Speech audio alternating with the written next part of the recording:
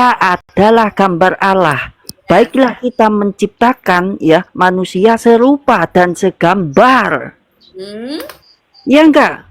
Oke, apa yang ingin Ia kamu adalah tanyakan? gambar Allah, serupa dan segambar. Itu membuktikan memang jelas itu Yesus itu diciptakan.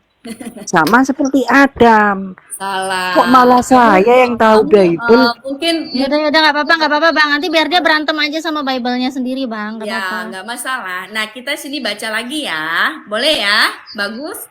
Boleh ya? Supaya kamu paham ya. Ya, arti dari keutamaan Kristus ya.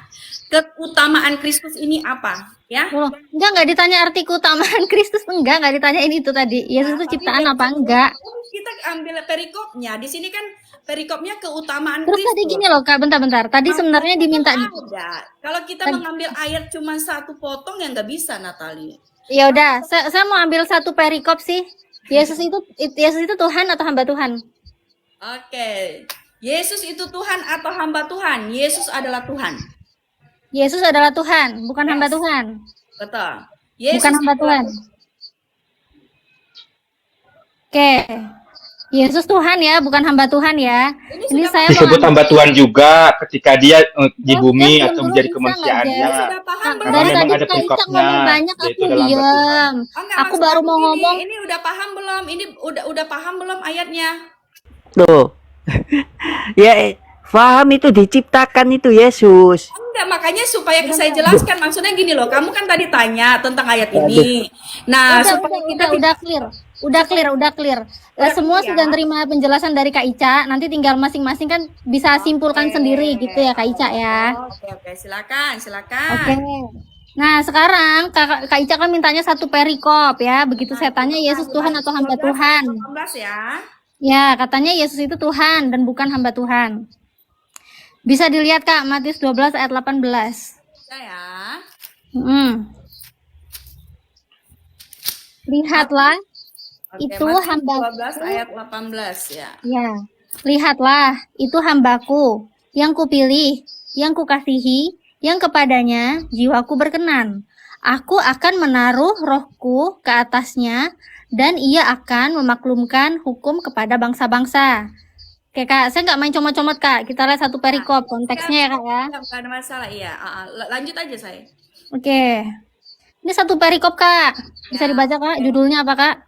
Yesus hamba Tuhan Kak. Oke. Gak bahaya Kak ini hamba Boleh Tuhan saya dijadiin ini? Tuhan ini. Oke, boleh saya kasih penjelasan?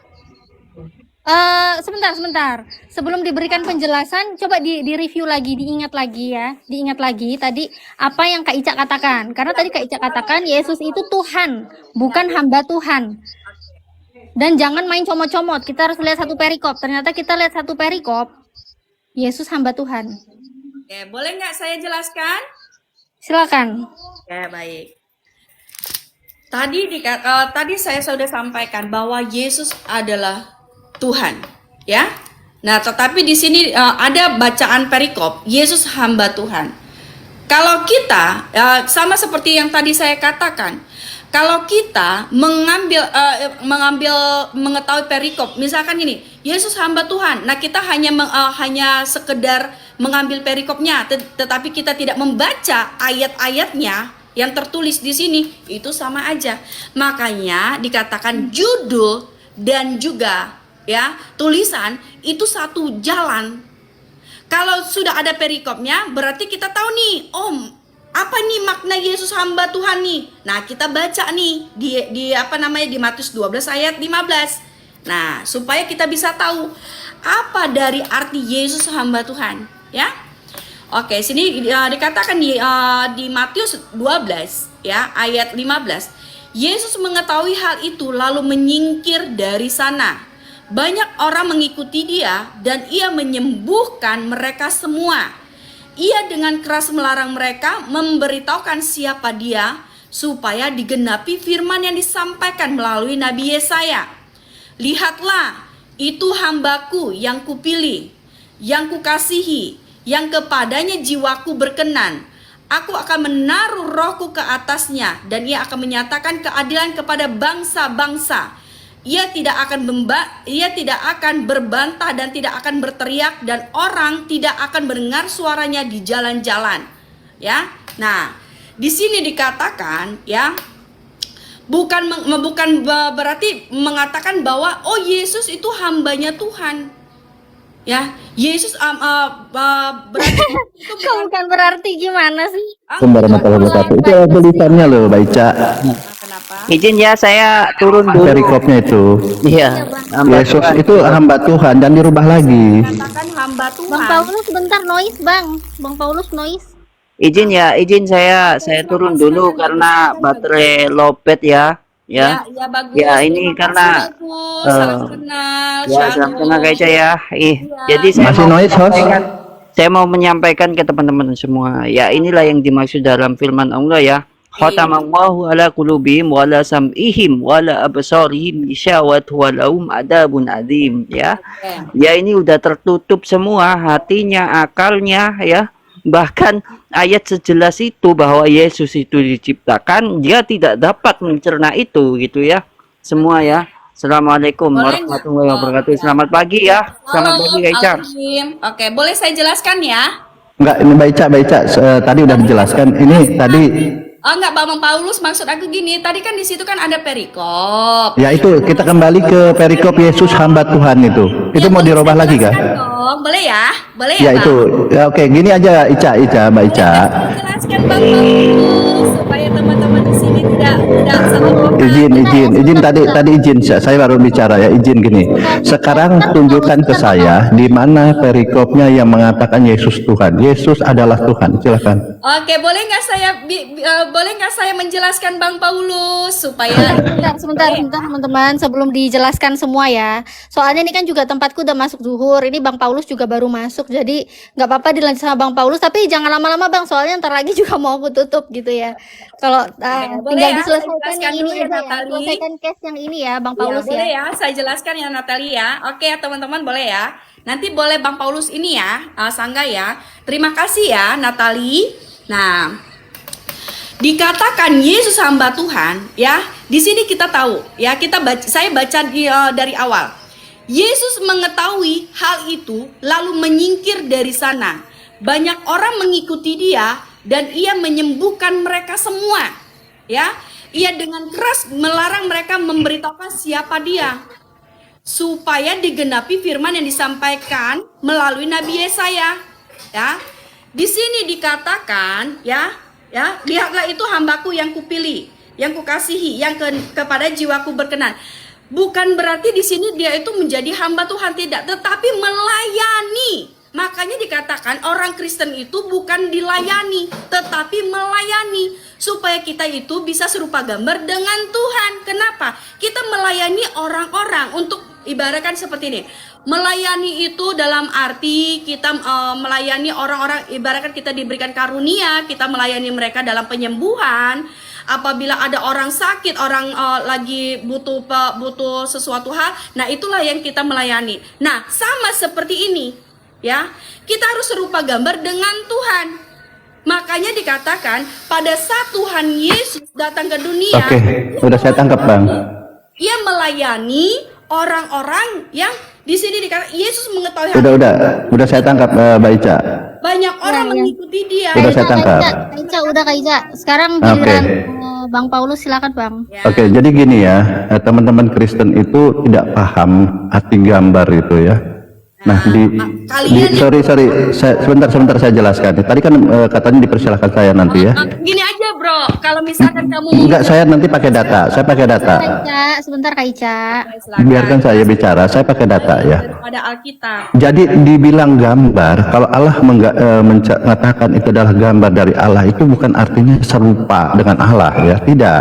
Ya. Tetapi itu sepertinya seorang insinyur, dia menciptakan mesin, dia gambar, dia bikin skate, dimensi, apa segala macam digambar, dirancang. Nah, dibuatlah mesin itu, terjadilah mesin itu. Itu adalah gambar rancangan dari si insinyur itu.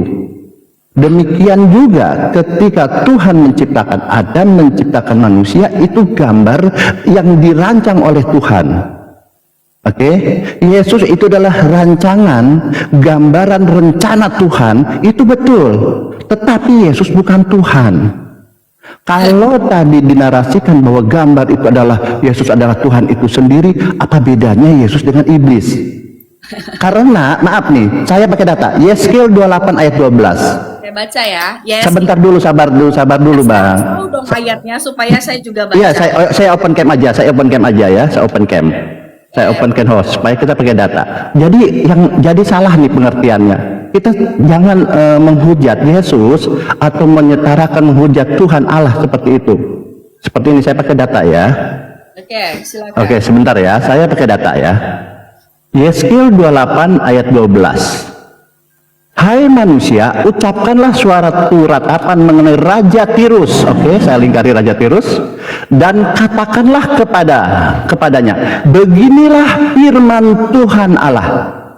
Oke, firman Tuhan Allah. Gambar dari kesempurnaan engkau, penuh hikmat dan maha indah. Oke, jadi dulu disampaikan, hei manusia, ucapkanlah suatu ratapan mengenai Raja Tirus dan katakanlah kepadanya, beginilah firman Tuhan Allah, gambar dari kesempurnaan engkau, penuh hikmat dan maha indah. Oke, ini firman Tuhan yang harus disampaikan ke Raja Tirus. Oke, selanjutnya, coba kita, apa itu Raja Tirus? Dikatakan Raja Tirus adalah gambar dari kesempurnaan engkau yang penuh hikmat. Ini Raja Tirus siapa? Nah, kita cek Raja Tirus. Nih keterangannya nih. Yeskiel nih. Oke, Yeskiel 28 Konteks ini, dalam konteks ini, nubuat Yeskiel terhadap Raja Tirus rupanya berisi suatu lukisan terselubung tentang iblis selaku pemimpin Tirus. Ini ngeri loh kalau itu digambarkan, Allah digambarkan oleh pada manusia itu adalah Yesus adalah Tuhan sendiri. Tidak seperti itu. Jadi kembali bahwa gambar yang dimaksud Tuhan ini adalah rancangan keinginan Tuhan yang sesuai dengan diharapkan Tuhan. Kalau itu adalah Yesus adalah Tuhan, ngeri ini. Raja Tirus juga adalah gambar dari Tuhan. Gambar di sini bukan artinya iblis sama dengan Tuhan, tapi iblis atau malaikat yang membangkang itu memang sudah dirancang, dibuat oleh Tuhan seperti itu. Silahkan dibelokkan lagi. Oke, bagus ini, bagus banget. Saya suka ini, ya. Tadi kamu mengatakan gambaran itu adalah rancangan Allah, ya, kehendak Allah, ya. Yang saya pertanyakan sama kamu, apakah rancangan dan kehendak Allah yang difirmankannya, ya, melalui difirmankannya, yaitu Yesus melalui manusia, yaitu Yesus Kristus, apakah ada rancangan yang jahat? Coba berikan saya satu contoh saja. Adakah rancangan yang jahat yang diberikan, yang disampaikan oleh Yesus Kristus? Jadi kita tidak bisa menyamakan Yesus dengan iblis.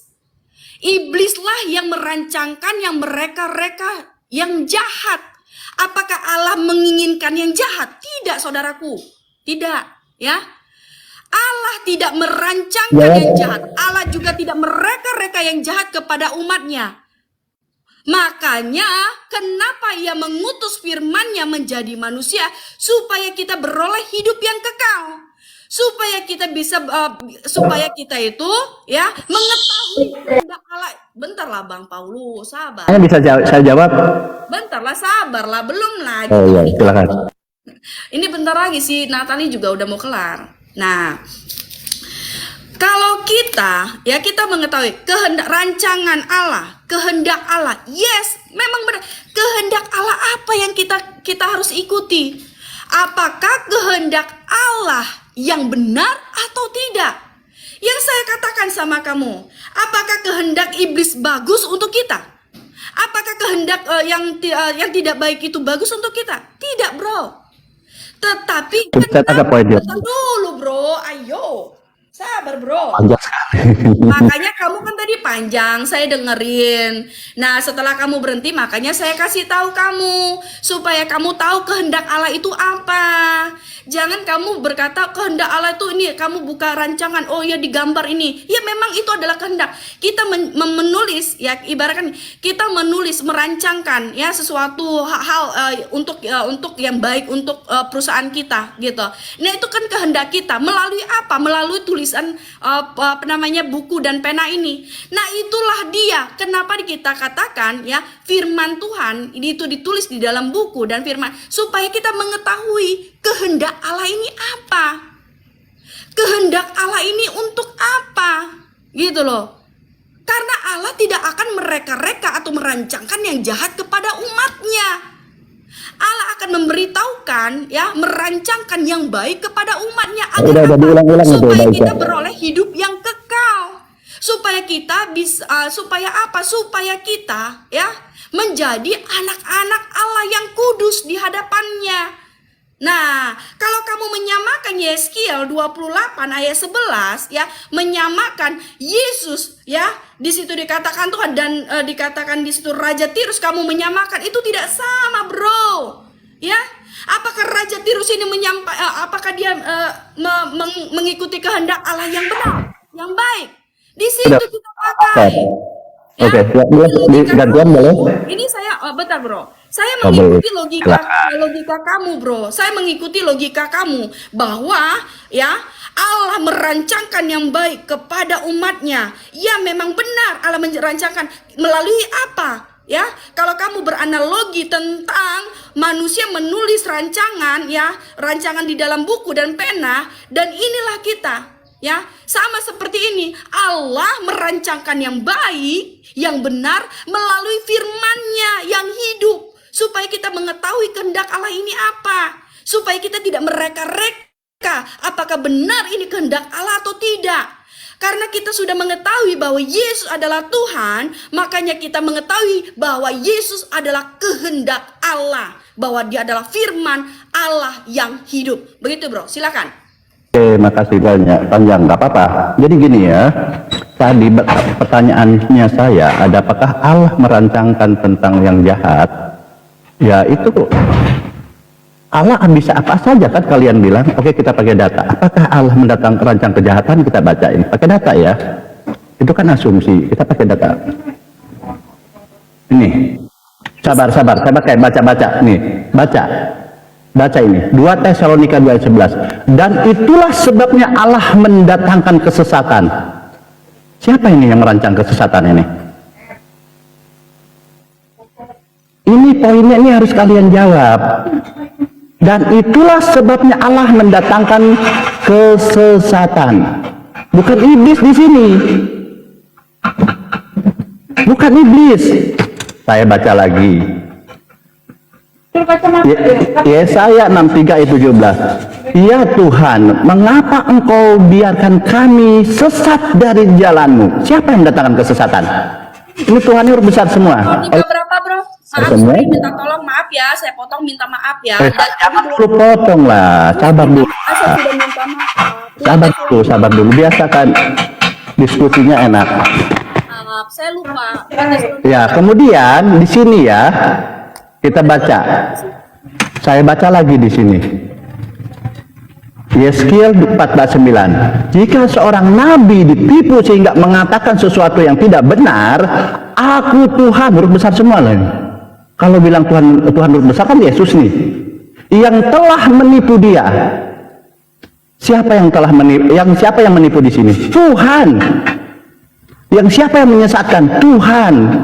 Jadi terjawab sudah ya, bahwa di situ adalah Tuhan menyesatkan, Tuhan menipu. Terjawab, oh Tuhan tidak melakukan kejahatan, tidak menipu, tidak menyesatkan. Nah ternyata Tuhan sendiri yang menyesatkan. Oke, kembali ke topik saya bilang tadi, ketika gambar itu rancangan Tuhan yang dibuat. Ketika insinyur membuat mesin, maka jadilah mesin, dan mesin itu bukan insinyur. Tetapi rancangan yang sudah dibuat oleh insinyur itu sehingga jadi mesin. Sederhana seperti itu. Jadi terjawab ya, apapun yang tadi ini katakan bahwa sini. Kita tadi buat Tesalonika berapa? Makanya dicatat, jangan dulu minta blognya dibuka dulu, jangan sekali-kali, ini catat aja. 2 Tesalonika berapa? Karena itu kamu sudah bernarasi liar tentang firman Tuhan. Loh, saya membacakan itu. Gak apa-apa, kamu membaca, nggak ada masalah. Itu malah bagus, kamu baca. Aku malah seneng kalau misalkan kamu baca-baca Alkitab supaya kamu paham dan kami bisa meluruskan apa yang kamu kurang paham tentang ayat itu. Begitu ya teman ya. Oke, silakan. Tadi 2 Tesalonika berapa? Boleh saya tahu? Saya baca lagi. 2 Tesalonika berapa biar saya baca? Oke, saya baca lagi ya. 2 Tesalonika berapa biar saya baca? Oke ya.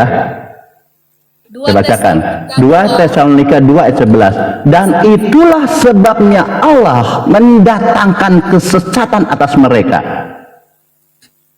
Ngeri loh. Ini data loh. Dan kemudian di sini apa? Ya Tuhan. Di sini jelas.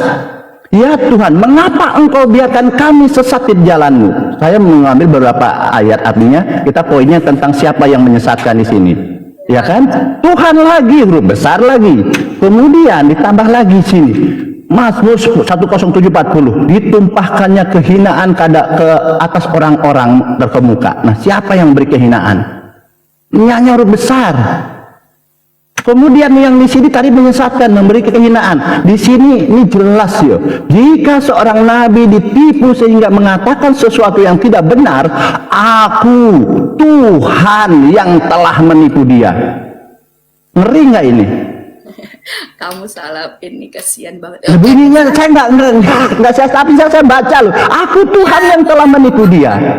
Oh, berarti Alkitab ini salah semua. Kalau ngambil satu ayat ya memang begitu kamu bacanya, tetapi kalau kita mengartikan tadi diambil perikopnya Yesus hamba nggak terima. Saya minta pertanyaan saya sekarang, di mana ada perikop yang mengatakan Yesus Tuhan?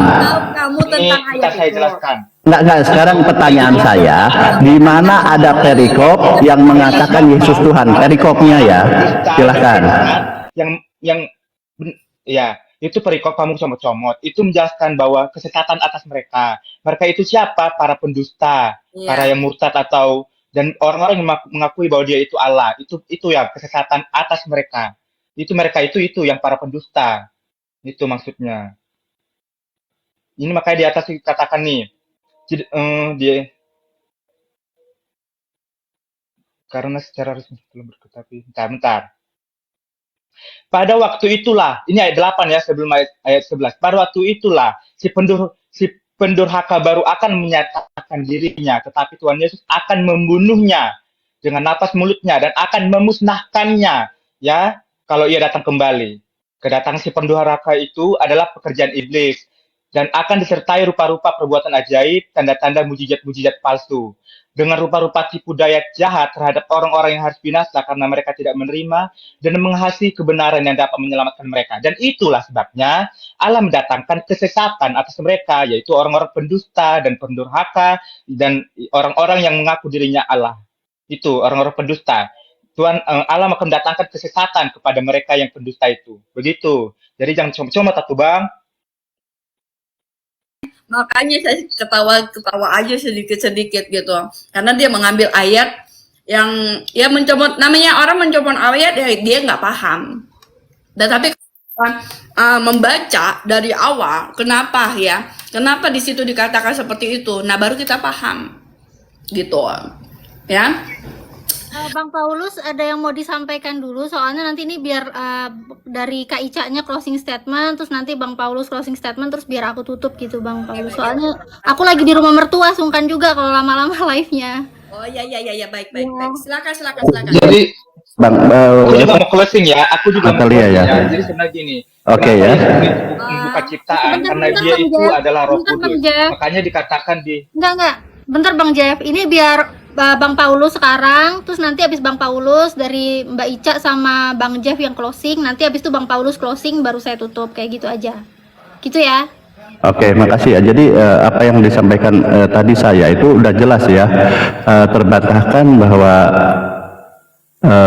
Tuhan juga mendatangkan kesesatan ya, tidak iblis saja ya.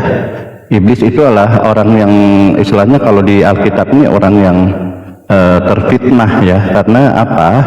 Pada saat pengajaran Yesus mengangkat 12 murid Yesus, Yesus malah mengangkat iblis di situ, yaitu Lukas ya, seperti itu. Jadi tidak bisa diulang lagi bahwa yang saya sampaikan data itu adalah memang adalah yang tertulis. Saya tidak menafsirkan, hanya membacakan saja. Jadi tidak bisa dibantah bahwa di sana adalah iblis juga berperan. Nah, mencari apa? Saya berkata kepada ini,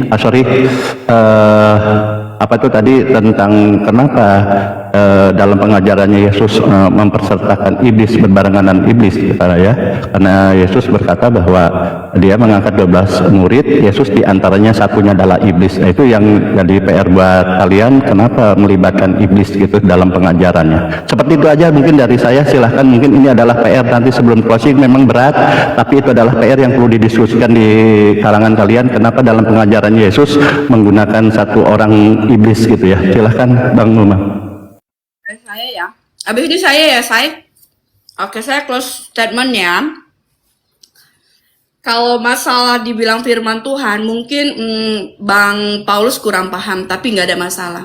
Cuman saya di sini mau bilang, close statement saya, Natali, Tuhan Yesus sangat mengasihimu. Apabila suatu saat nanti engkau telah menerima Tuhan Yesus, kembalilah gitu. Dan buka pintu hatimu. Dan kamu harus menyelamatkan suamimu, anakmu, dan saudara-saudaramu. Hanya itu aja. Terima kasih teman-teman semua.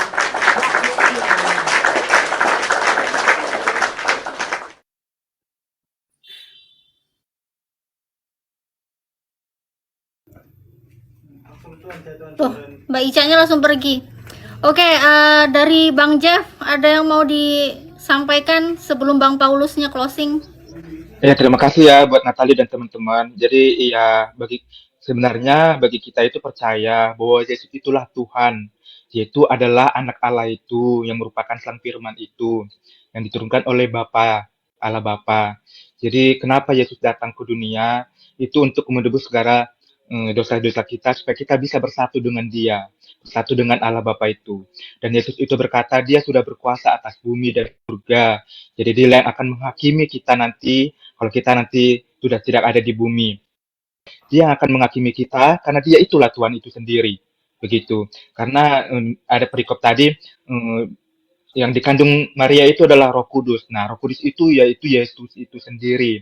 Dia bukan hanya hamba, tapi dia juga Tuhan. Kenapa seperti kayak Natali misalnya, ketika kamu anak mamamu, kamu bisa juga menjadi hambanya atau melayani mamamu, seperti itu. Jadi Yesus itu bukan hanya anak Allah, tetapi juga hamba Allah, seperti itu. Jadi ya begitulah kebenarannya. Semoga kelak teman-teman bisa menerima bahwa Yesus adalah Tuhan dan Juru Selamat. Itu aja, terima kasih teman-teman.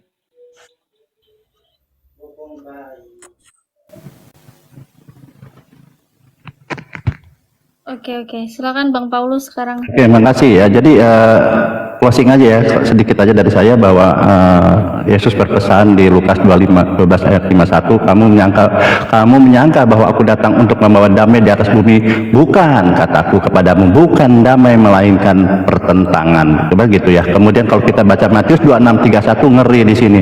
Maka berkatalah Yesus kepada mereka, malam ini kamu semua akan tergoncang imanmu karena aku, sebab ada tertulis, aku akan membunuh gembala dan kawanan domba itu akan bercerai-berai.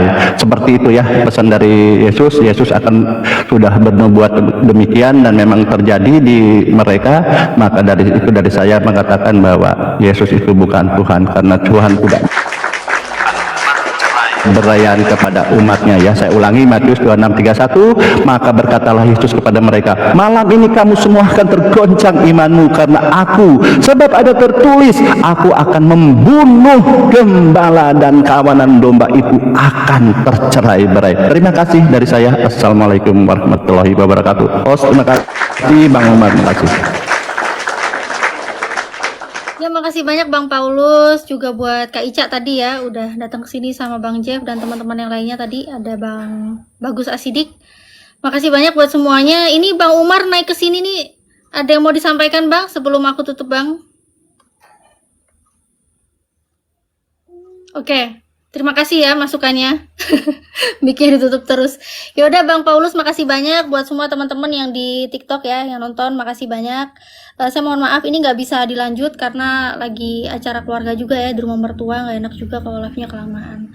Makasih banyak buat teman-teman semuanya. Insya Allah kita ketemu lagi di live-live selanjutnya.